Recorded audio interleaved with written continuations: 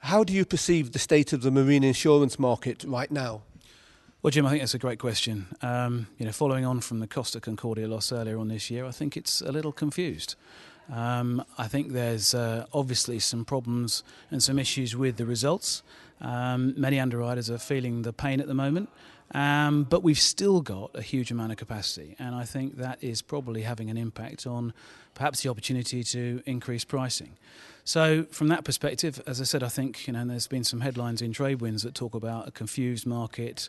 I was intrigued by one that talked about the mirage at the moment, with a hard market mirage, which I thought was a very good analogy on what's going on. So I do think we're in a very difficult place right now.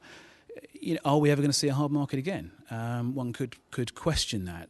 If you look at the dynamics, we've got around about $2 billion of hull capacity globally, and only 25% of that's actually been impacted by this recent big loss. So what does that mean? Well, I think time will tell.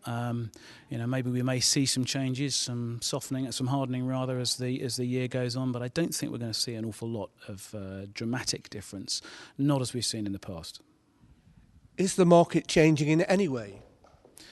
Well, yes, certainly. And, I've had conversations recently with a number of underwriters who are sort of pulling their horns in a little bit and just really having a good look at what business they want to focus on and what business they don't want to focus on. So I do think there are some changes, and we are seeing some of the market actually pulling out, but I don't think it's dramatic, and I don't think it's dramatic enough to really make a big difference on pricing at this stage. But I do think we're in that period where people are having a really good look at what they want to do, what portfolio they want to write going forward. Underwriters certainly valuing continuity, as should ship owners. Are ship owners facing a challenge in choosing between price or service?